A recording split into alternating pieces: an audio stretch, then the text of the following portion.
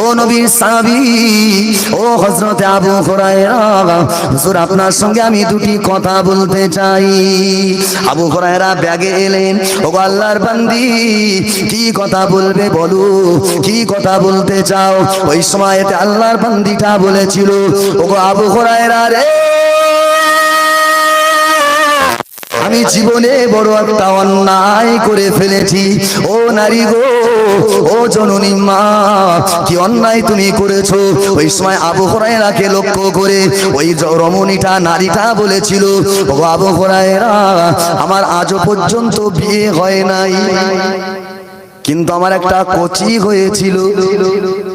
এটা পাপ মনে করে যেই না ওই বাচ্চাটা দুনিয়ার জমিনে ভূমিষ্ঠ হয়েছে, মানুষের কাছে দেখাতে পারবো না, এটা লজ্জা, এটা শরমের কথা মনে করে বাচ্চাটা ঠ্যাং ধরে একে আছাড়ে পাথরে মেরে ফেলেছি।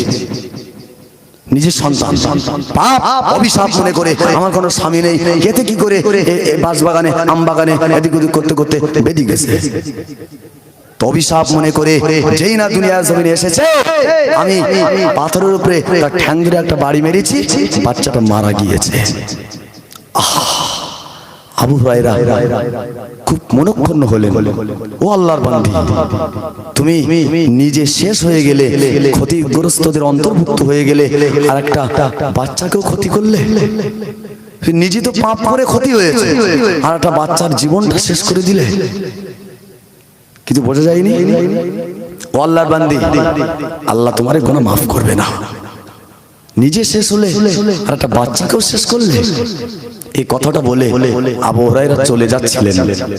যেতে যেতে যেতে যেতে হঠাৎ মনে হলো, তাই তো, আমি যে মেয়েটাকে একটা কথা বললাম, আমার যে ভুল হয়ে গেল, আমার যে অপরাধ হলো, এটা কেন? আজও রাসূল বেঁচে আছেন, নবী দুনিয়ায় আছেন, আমি একটা ডিসিশন নেওয়ার, আমি একটা দায়িত্ব নেওয়ার, কি কথাটা ঠিক না ভুল? নবী তো বেঁচে আছে, নবীকে কি বলতে পারতাম? তাড়াতাড়ি আবু হুরায়রা পাগলের মতো রাসূলের কাছে ছুটে গেলেন। ইয়া রাসূলুল্লাহ, ইয়া হাবিবাল্লাহ, হুজুর আপনাকে একটা ঘটনা শোনাতে চাই। ওই সমস্ত ঘটনাগুলো আল্লাহ নবীকে শোনালেন।